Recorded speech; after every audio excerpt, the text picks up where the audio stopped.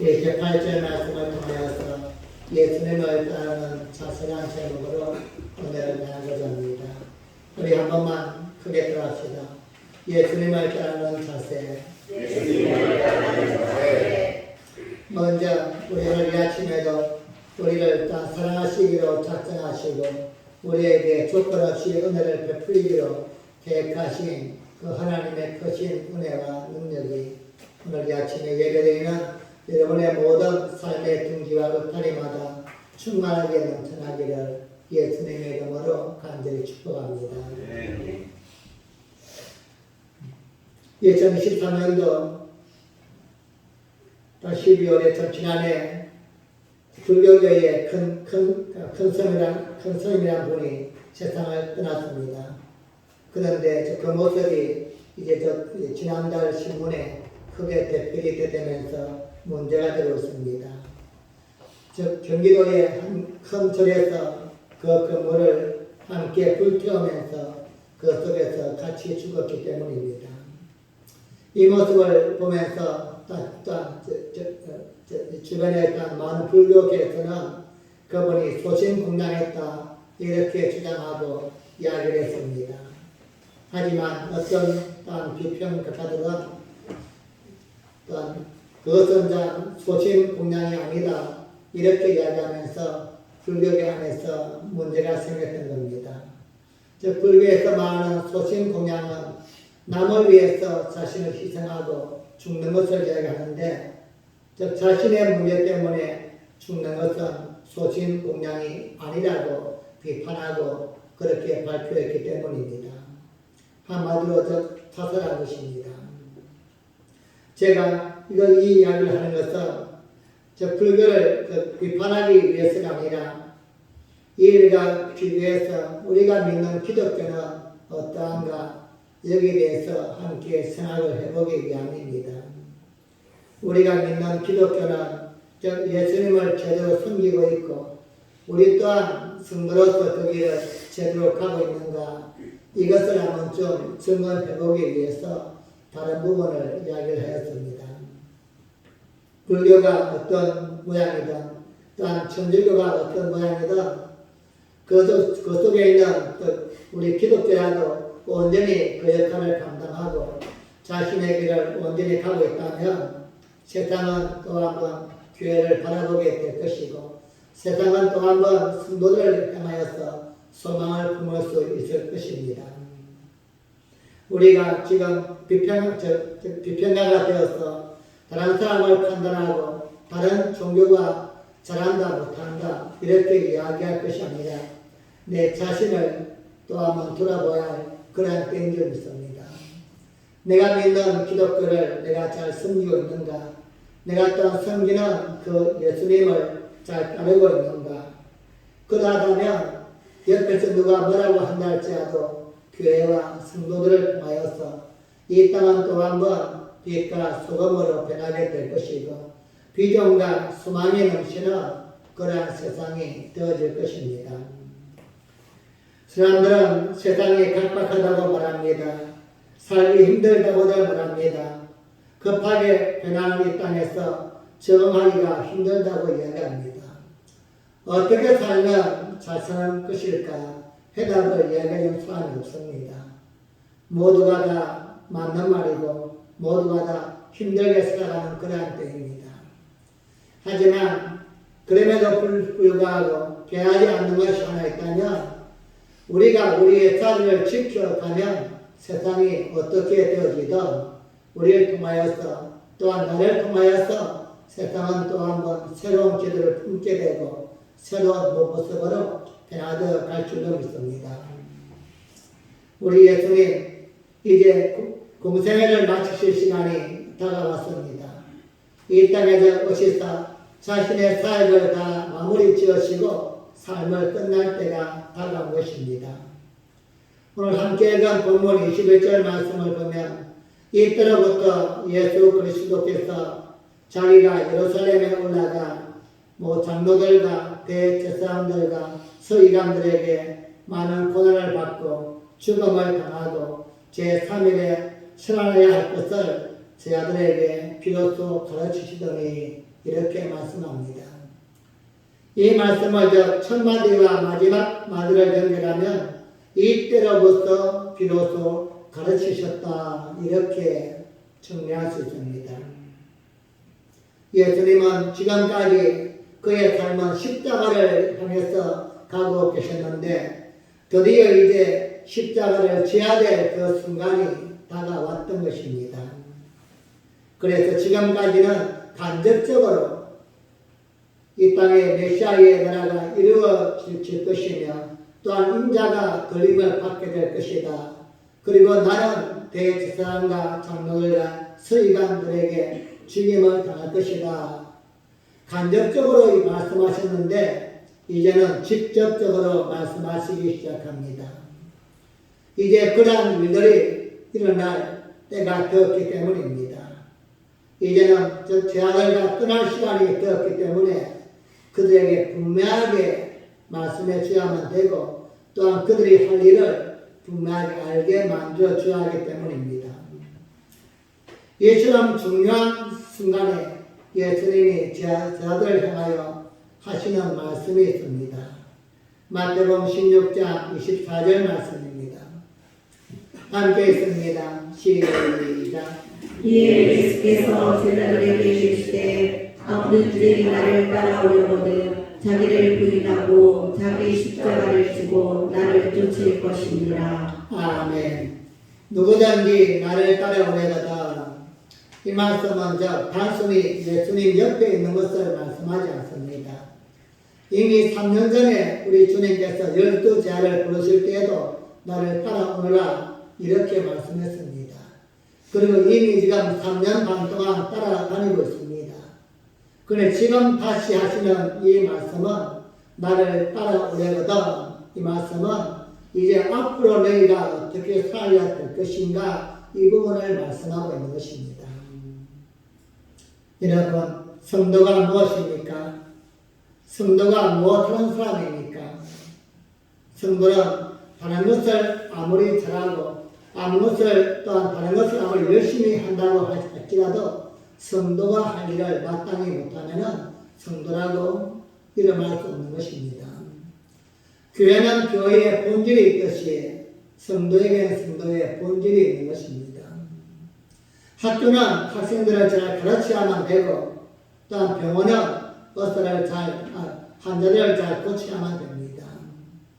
교회는 하나님이 이 땅에 주신 복음을 위해서 그 복음이 전파되어 나갈 수 있도록 영혼을 구원하고 사람을 세우고 살리는 것 이것이 본질이라면 성도의 본질은 무엇일까요? 그냥 모여 하나님을 찬양하고 예배하고 말씀 듣고 기도하는 것 이것이 끝이 아니라 그렇게 해야 될 이유가 무엇일까? 그것을 통하여 우리가 이루어 나가야 될 성도의 근본적인 모습이 무엇일까? 오늘 바로 예수님은 그것을 우리에게 말씀하고 있습니다.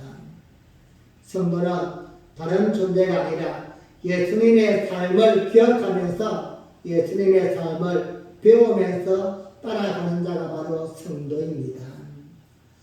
그래서 우리가 아무리 다른 것을 많이 한다고 할지라도 즉 예수님의 삶과 상관이 없다면 성도라고 이야기하기가 애매모호한 것입니다. 우리가 예수님처럼 살고 예수님처럼 행동하고 예수님을 따라가면 이 땅은 예수님의 모습으로 가득 차게 될 것입니다. 이미 예수님은 2000년 전에 십자가에서 운명하셨지만 말씀을 통하여서 우리가 그 모습을 따라갈 때에 이 땅이 또 한번 예수님의 나라가 되어지고 하나님의 나라가 이루어지는 큰 역사를 이루어가는 것입니다. 오늘날 기독교가 교회가 이 땅에 희망이 되지 못하는 이유는 무엇일까? 다양한 이유가 있지만 바로 예수님을 따르는 모습이 올바르지 않기 때문이 아닐까 생각해 봅니다. 교회에 수없이 많은 사람들은 모이지만 예수님의 모습을 닮아가는 그러한 자세는 조금도 없기 때문에 마치 학생들이 학교는 댕기지만 학교와 전혀 상관이 없는, 공부하는 상관이 없는 삶을 산다면 학생이지만 학생이 아닌 것입니다. 우리 또한 성도이지만 진정으로 즉 예수님이 살았던 그러한 삶의 발자취를 따라가지 못한다면 우리 또한 고민해봐야만 될 것입니다. 그렇다면 예수님을 따른다는 것은 무엇을 의미합니까?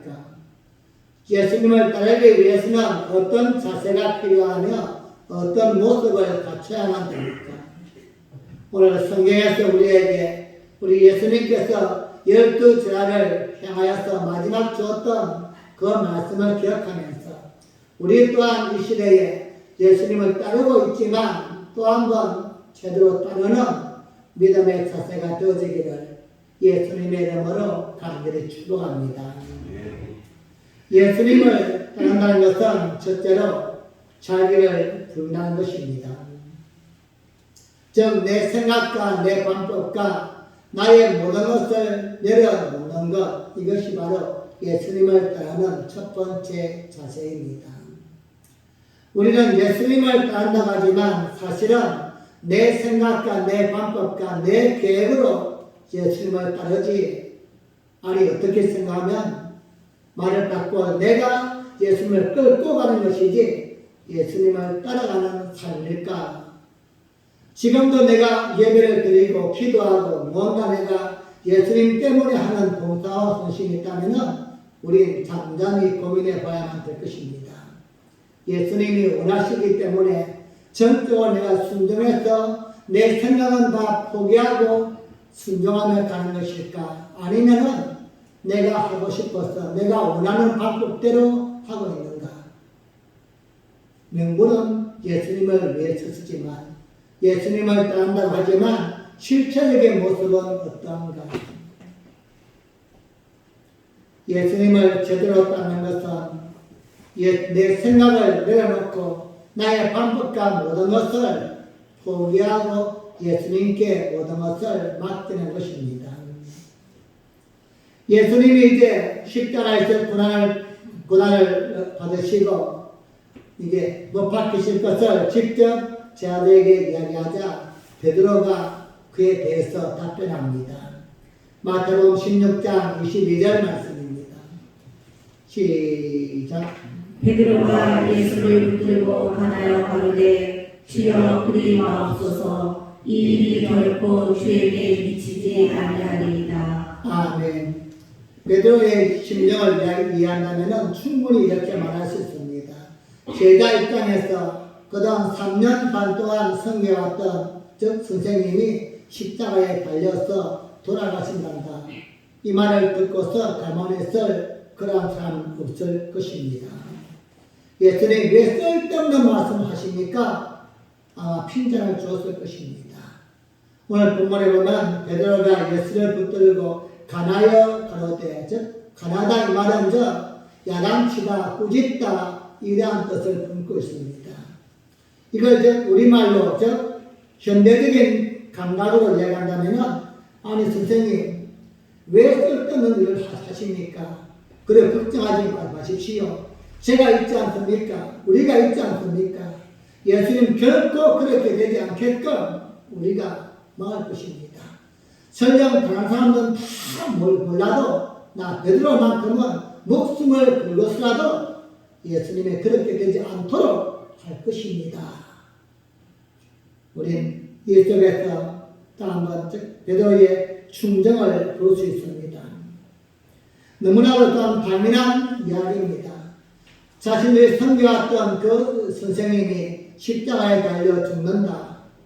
비록 내가 그 당시에 그 사건 앞에서 아무런 힘도 없다고 할지라도 말이라도 이렇게 하는 게 어쩌면 인지상정입니다. 그런데 문제는 그 말을 들은 예수님의 답변은 무엇입니까? 그래, 너 마음을 이해한다. 너무나 고맙구나. 이렇게 답한 것이 아니라 사단아, 내게로 물러가라. 예수님은 왜 그렇게 말씀하셨을까요? 베드로의 마음을 알았기 때문입니다. 즉 베드로의 그 마음속에는 그렇게 이야기하는 베드로의 그 말 속에는 뭔가 내가 한다는 그러한 의지와 자세가 담겨 있음을 보았던 것입니다. 베드로는 자기가 예수님을 따르는 줄 알았습니다. 자기가 지금까지 열심을 내어서 예수님을 기쁘게 하는 줄 알았습니다. 자기가 하는 모든 일들이 하나님 앞에서 위대하고 큰 일인 줄 알았습니다. 온통 자기 생각과 자기 방법과 자기 주장 속에 베드로는 묶여 있었습니다. 바로 자기를 부인하지 못하는 모습입니다. 이런 베드로를 보시면서 예수님이 하신 말씀이 무엇입니까? 나를 따르려거든 먼저 자기를 부인해야 된다. 너 자신을 내려놓아야만 된다는 것입니다. 너가 지금 왜 나를 따르고 있는가? 그리고 앞으로 또한 따를 때에 어떤 자세를 가지고 따라야 할 것인가? 먼저 너 생각과 방법을 내려놓아야만 한다는 것입니다. 사랑하는 여러분, 내가 무엇을 할 수 있다고 생각하나 예수님을 제대로 따를 수 없습니다. 내가 뭔가를 계산하고 생각할 때는 이미 예수님은 배대가 되어버립니다. 그분이 무엇을 원하실까? 그분이 무엇을 기뻐하실까? 그 생각은 우리 속에서 사라져 버립니다. 그저 내가 하는 이야기, 내가 생각하는 것, 이것이 더 크고 중요할 뿐이지 하나님의 생각과 하나님의 뜻은 전혀 생각하지 않습니다. 우리는 신앙생활을 하면서 우리의 생각 속에 내가 무엇을 한다는 이 주장을 우리는 버려야만 됩니다. 우리는 지금까지 무엇인가 많이 한 것 같지만 사실은 내가 한 것은 아무것도 없습니다. 그저 우리가 말씀 듣고 주시는 감동의 순종함으로 여기까지 왔고, 또 내가 기도할 때 하나님이 깨닫게 하시사 뭔가 움직일 수 있는 은혜를 주어서 여기까지 왔는데, 내 생각, 내 마음속에는 언제나 내가 무엇인가 하고 있고, 앞으로 또한 내가 무엇인가 할 수 있다는 이러한 생각을 품고 있는 이상 우리는 예수님을 제대로 따를 수 없습니다. 날마다 내 속에서 부딪히는 것입니다. 그래서 바울은 어떻게 우리에게 고백했습니까? 내 속에서 두 마음이 날마다 싸운다고 했습니다. 하나님의 생각과 내 생각이 순간순간 싸우는 것입니다. 어쩌면 내가 이길 때가 있고 어떤 때는 하나님의 생각이 이길 때가 있고, 그래서 바울은 탄식합니다. 오라 나는 공관저다. 나는 날마다 죽노라. 내 생각과 내 방법이 순간순간 죽어야만 된다는 겁니다.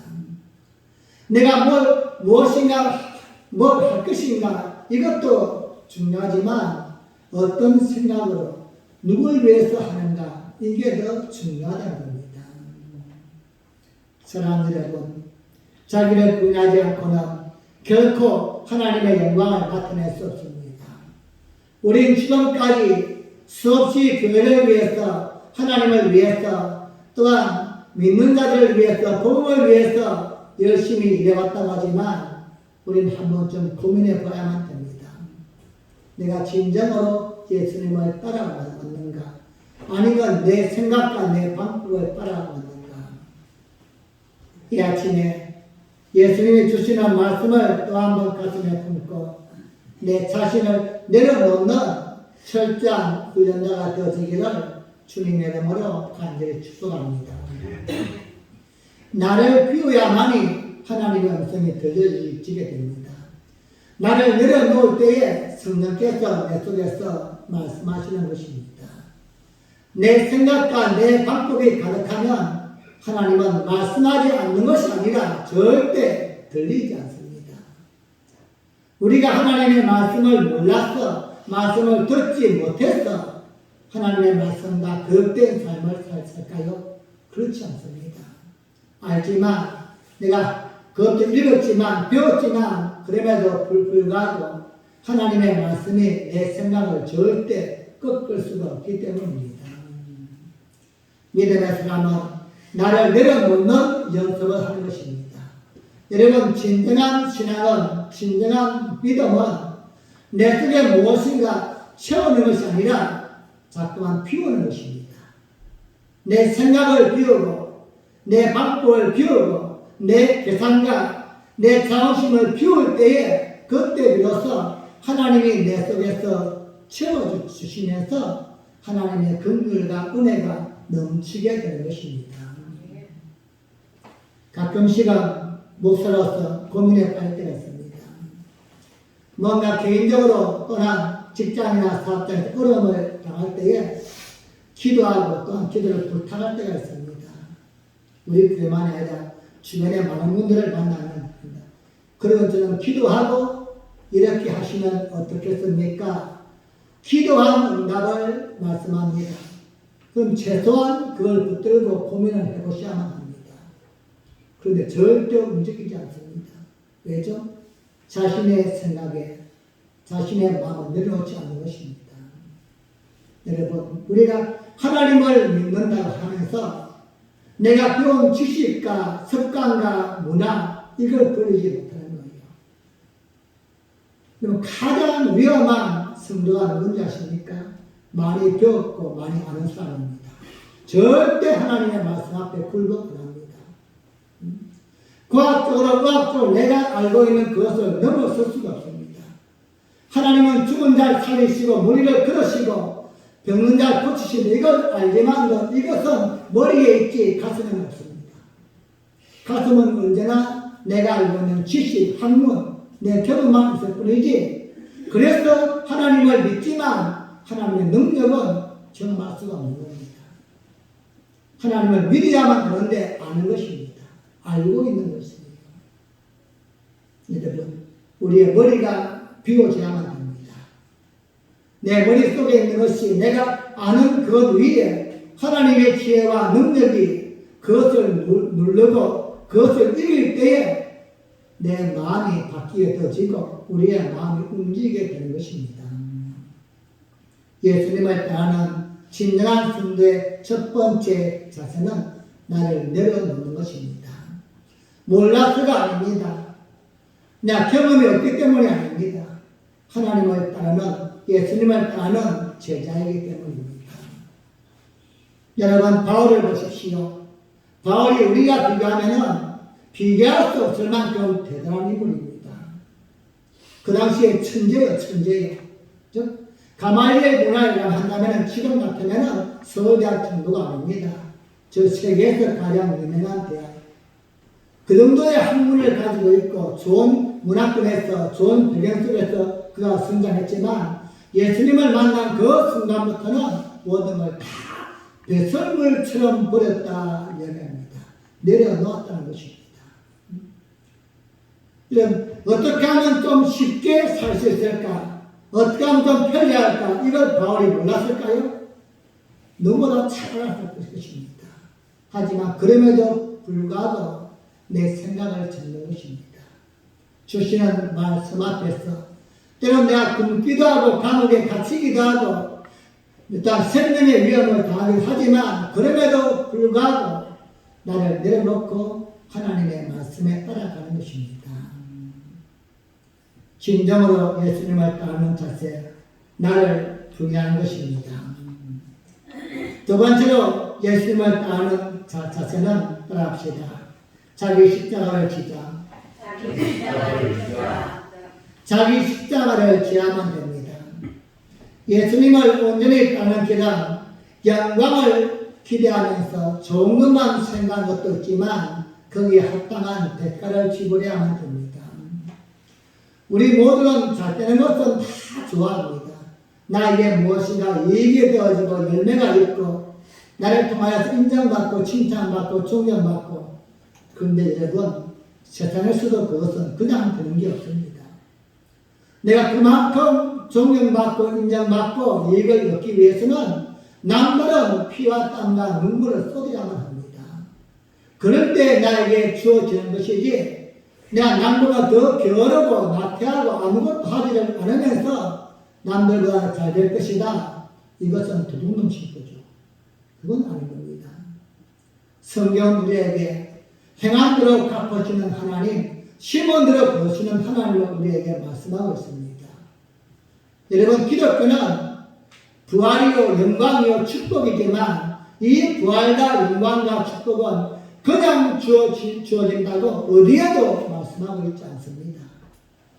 너희가 구하라, 두드리라, 찾아라, 기도하고 몸부림치고 울고 부르고 그러한 자에게 주어지는 축복이지 그냥 주어지는 축복이 절대 아닌 것입니다.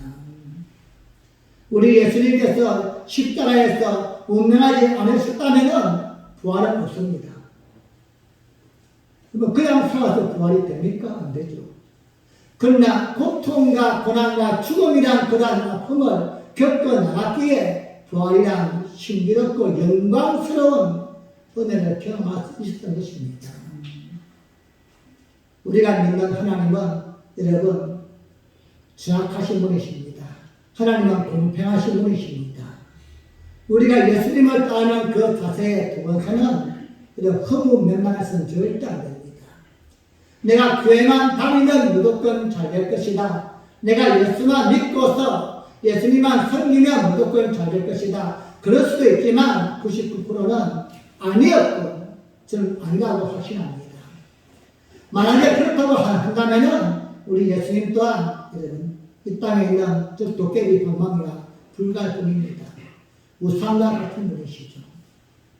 그만큼 예수님 자기 십자가를 감당해야만 된다는 것입니다. 중요한 것은 자기 십자가가 무엇입니까? 이 땅을 살아가는 모든 사람에게는 하나님이 짐을 주었습니다. 즉 십자가를 주었습니다. 그래서 우리 주님 이 땅을 살아가는 그런 인생들을 통해서 마태복음 11장 28절에서 수고하고 무거운 짐진 자들아 이렇게 말씀합니다. 모든 인생은 다 나름대로 짐을 지고 있다는 것입니다. 그런데 이 짐을 지금 마가복음 11장 24절은 십자가다 이렇게 이야기합니다. 그래 그 십자가를 오늘 또한 본문에서는 사명이다 이렇게 이야기합니다. 여러분 자기에게 주어진 십자가는 즉 자기 사명인 것입니다. 우리 예수님의 십자가를 생각해 보십시오. 우리 주님 이 땅에 오시사 고난과 고통을 당하시고 골고다에 올라가서 십자가에 자신의 목숨을 내어 주었습니다. 그것은 온 인류를 살리기 위한 대속의 죽음이었습니다. 그 길이 바로 예수님의 길이었고 예수님이 감당해야 될 십자가였고 예수님의 사명이었습니다. 그렇게 본인의 사명을 감당하신 예수님께서 오늘 우리에게 말씀하십니다. 너희들도 나를 따라오려거든 자기 십자가를 지고 나를 쫓을 것입니다. 십자가를 벗고 가볍게 오는 것이 아니라 자기 십자가를 반드시 지고 예수님을 따라야만 된다 말씀합니다. 그렇습니다.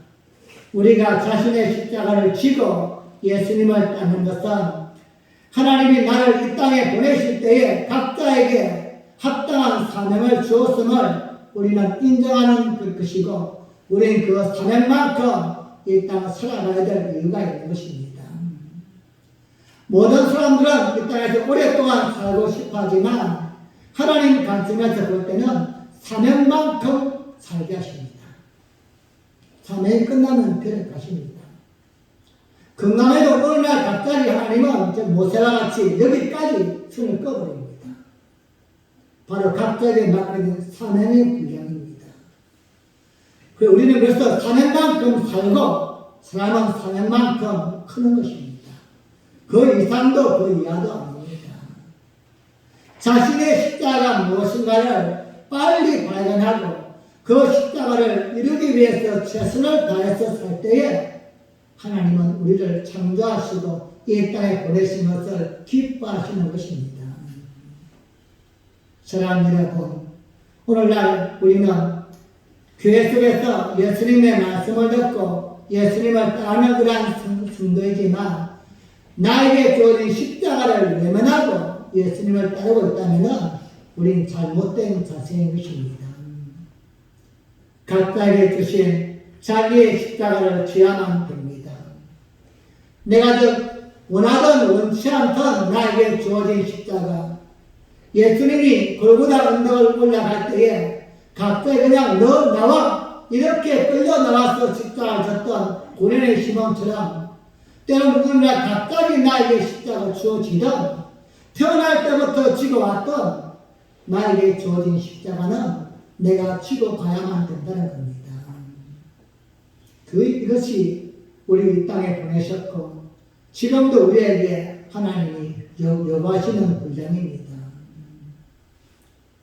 문제는 여러분, 사명이 무엇입니까? 내 십자가를 어떻게 알 수 있습니까? 사람들은 사명이라고 이야기하면 특별한 사람만 감당하고 특별한 사람만 그것을 맡는다 이렇게 생각합니다. 그래서 목사가 되든지 아니면 선교사가 되어서 모든 걸 다 포기하고서 하나님을 위해서만 사는 것을 사명이다 이렇게 생각하지만 결코 그렇지 않습니다.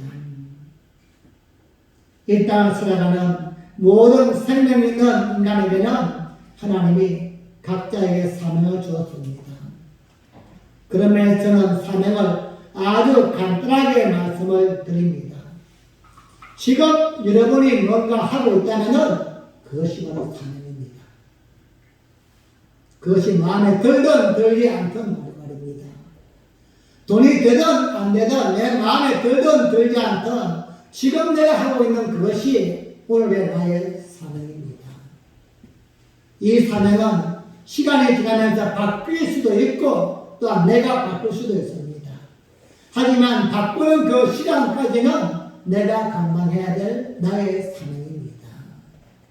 나에게 주어진 자리, 나에게 맡겨진 일, 이것은 바로 오늘 내가 왜 살아야만 될 것인가 삶의 이유가 되어지고 하나님이 나를 통하여 이루고 싶어 하시는 하나님의 영광의 표대가 되기도 하는 것입니다. 사랑하는 여러분, 여러분의 주어진 십자가를 잘 감당할 수 있기를 바랍니다. 내 십자가 무겁든 아니면 가볍든 그것은 나와 하나님과의 관계입니다. 어떤 사람은 너무나도 가벼워 보이고 아름답게 보이지만 나름대로 무게는 다 있습니다. 그리고 그 십자가 가볍기 위해서는 날마다 지는 연습을 해야만 됩니다. 아무리 가벼운 짐도 처음 지면은 불편하고 힘들 수밖에 없습니다. 하지만 아무리 무거운 짐도 날마다 지고 아침에도 지고 점심에 지고 저녁에 지고 또한 지려고 연습하다 보면은 가벼워지는 것입니다. 원래부터 내 것인 것처럼 익숙해진다는 것입니다. 문제는 이것이 내 것이라는 확신이 들어가야만 됩니다. 지금 오늘 나에게 주어진 모든 짐과 십자가는 내 십자가요 나의 사명이다. 이게 진정으로 예수님을 따르는 자세입니다. 사랑하는 여러분, 여러분이 지고 있는 십자가 곧 사명, 그것이 무겁든 가볍든 아니면 잘 지고왔던 힘들게 또한 감당해왔던 그 사명을 통하여서 하나님을 또 한번 경험하고 그 사명을 통하여서 우리의 삶이 또 한번 화려하게 변화되어지고 인정받는 축복의 기회가 되어지기를 예수님의 이름으로 간절히 축복합니다. 마지막 세 번째로 예수님을 따르기 위해서는 예수님이 가신 길을 우리도 가야만 됩니다. 즉 다시 말씀드리면 예수님과 함께 멍에를 메고 예수님과 함께 가야만 된다는 겁니다. 예수님은 이쪽으로 가시는데 그럼 이쪽으로 간다면 함께 가는 게 아니죠. 반대쪽으로 가는 거예요. 또한 예수님은 잘 가는데 나는 뒤쳐져서 그냥 시험시험 간다면 이것도 함께 가는 게 아닌 거예요. 함께 간다는 의미는 눈에 보일 만큼 최소한 손에 잡힐 만큼 그렇게 말하는 게 함께 가는 것입니다. 예수님의 삶은 너무나도 힘든 삶이었습니다. 문제는 우리가 어떻게 예수님의 삶을 함께 갈 수 있을까? 이게 고민입니다. 예수님은 전능하신 신이었기 때문에 모든 걸 다 감내하셨고 인내하셨고 그 길을 가셨지만 우리는 조금만 힘들면 그냥 주저앉아 버리고 푸질러 버립니다. 방법이 무엇입니까? 내 자신을 부인하고 또한 내 사명을 아는 것은 예수님을 따르는 기본입니다.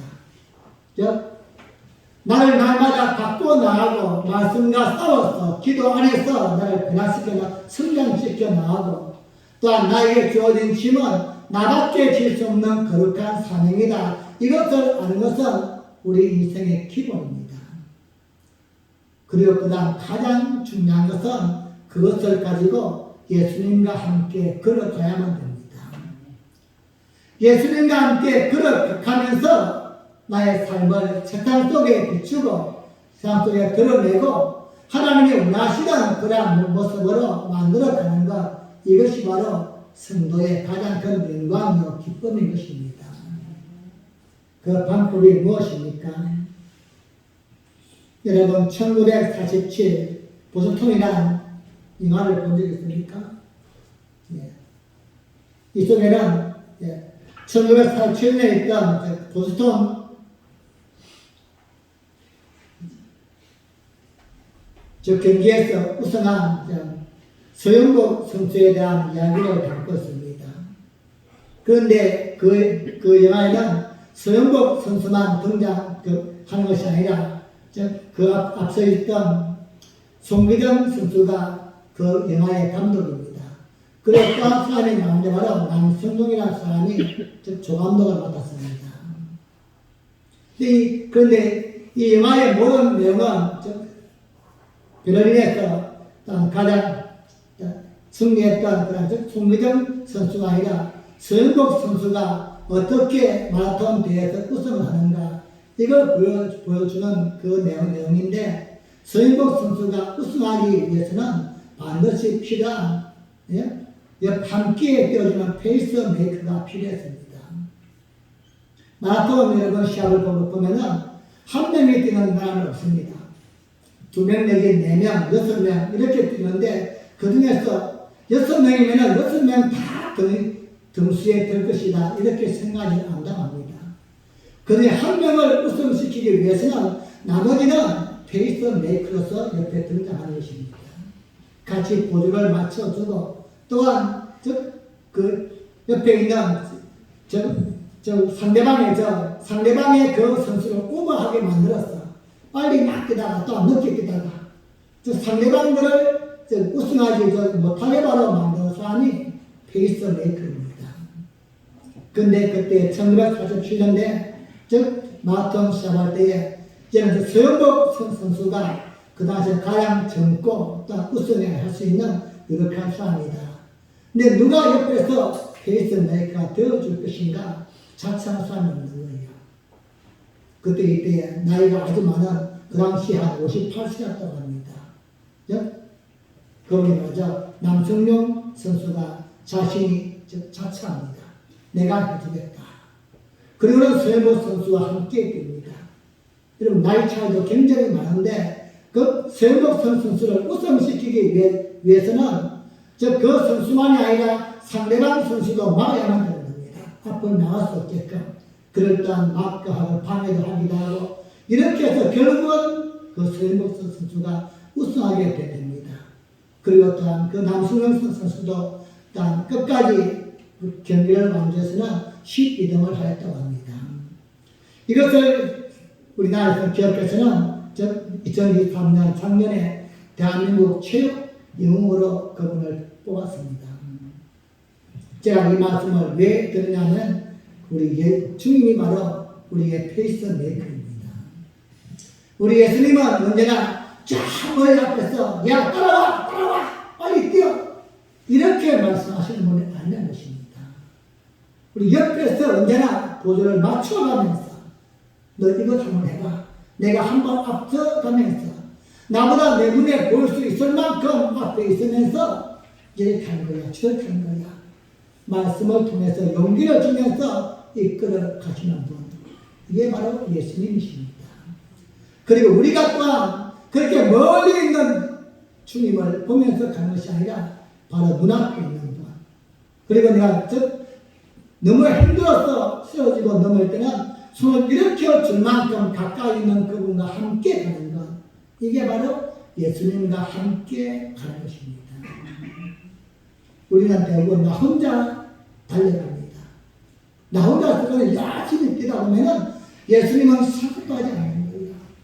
그분은 지금 어디쯤 계실까? 뭘 하실까? 생각도 하지 않다가 힘들어 지쳤어 툭 주저앉을 때는 예수님은 뭐 했습니까? 따지는 겁니다. 원망과 불평만 합니다. 우리가 예수님을 따르는 자세는 예수님과 함께 가는 것입니다. 언제나 예수님의 눈에 보여야만 합니다. 그래서만 힘들 때는 붙잡아 주세요. 손을 내밀 수 있고 하나님 도와주세요. 의지할 수 있고 그렇게 달려가는 게 바로 예수님과 함께 가는 것입니다. 여러분 신앙은 우리 혼자 가는 게 절대 아닙니다. 예수님을 따르는 제 아들은 이것을 알았습니다. 3년 반이라는 시간 동안에 예수님은 항상 옆에 계시면서 필요할 때마다 그를 만족시켜 주었고 때론 또한 꾸중과 또한 그들에게 책망을 지면서도 일깨워 주었습니다. 그것이 바로 예수님을 따라가는 것입니다. 사랑하는 여러분, 말씀을 정리합니다. 우리가 예수님을 따르는 것은 내 생각과 내 방법과 내 제도로 따르는 것이 결코 아님을 기억하시기 바랍니다. 나 혼자서 예수님을 따를 수 없습니다. 우리 한 달도 못 되어서 지쳐서 그냥 퍼질러버리고 맙니다. 이 땅은 악한 마귀의 유혹과 세상의 유혹으로 나 혼자의 힘으로 승리할 수 없습니다. 날마다 예수님과 함께 가시기를 바랍니다. 오늘 또 말씀을 통하여 나를 따라오라 이렇게 말씀하시는 주님은 나를 버려두고 가시기를 원치 않는 분이십니다. 우리와 함께 동행하면서 나의 사정을 다 아시는 그분께서 때로는 좀 빨리 재촉하시고 때로는 느릿느릿하게 그렇게도 인도하시면서 나와 함께 하기를 원하시는 분이십니다. 여러분 속에 있는 생각을 내려놓으시기를 바랍니다. 내가 진정으로 예수님을 따르는 제자이다. 이러한 믿음의 확신이 있다면 기도하든 말씀을 듣든 한 번이라도 내가 정말로 예수님을 따르는 성도인데 그렇다면 내 방법이 아니라 내 생각이 아니라 한 번쯤은 그냥 내가 정신이 나갔다고 생각할 것이라도 바보라고 생각할 것이라도 한 번쯤은 순종해보자. 그리고 여러분의 주어진 십자가를 끝까지 질 수 있기를 바랍니다. 그 십자가 때문에 우리는 살아가야 될 이유가 있고 하나님께 기도해야 될 이유가 있고 오늘 또 최선을 다해야 될 이유가 있는 것입니다. 그리고 예수님과 함께 걸어가시기 바랍니다. 오늘 또 우리 주님은 우리를 한 걸음만 더 떼라. 내가 너 한 걸음 앞에 있으니까 날 믿고서 한 걸음만 떼라. 우리의 페이스메이커가 되어서 우리를 부르십니다. 예배의 자로 부르시고 기도의 자로 부르시고 헌신과 봉사의 자로 예수님을 부르십니다. 그것이 힘들지만 한 걸음 떼고 또 한 걸음 떼고 또 한 걸음 떼다 보면 익숙하게 예수님과 함께 달려가는 귀한 삶이 될 줄로 믿습니다. 남은 생애 동안 예수님을 따르는 그처럼 따라서 나도 기쁨에 넘치고 세상에도 또 한번 예수님의 믿는 성도로서 보여주는 귀한 삶을 살아갈 수 있기를 주님의 이름으로 간절히 축복합니다. 우리 함께 합심을 하면 기도하시겠습니다. 하나님, 나는 예수님을 따르고 왔습니다. 지금도 따르고 있습니다. 하지만 우리 예수님이 생각하는 그러한 모습으로 따르고 있지 않았음을 이 시간 나를 깨닫게 됩니다. 내 방법과 내 생각으로 따라왔지 예수님이 원하는 그러한 삶을 살지 못하였습니다. 이제 나를 내려놓겠습니다. 자기를 부인하고 자기 십자가를 지고 나를 쫓을 것이라 말씀하신 예수님의 말씀처럼 이제는 내 생각을 내려놓고 내 십자가를 온전히 지고 예수님과 함께 걷기 위해서 날마다 말씀과 기도의 삶을 살아갈 수 있도록 도와주시옵소서. 우리 함께 주여 한번 부르고 기도합니다.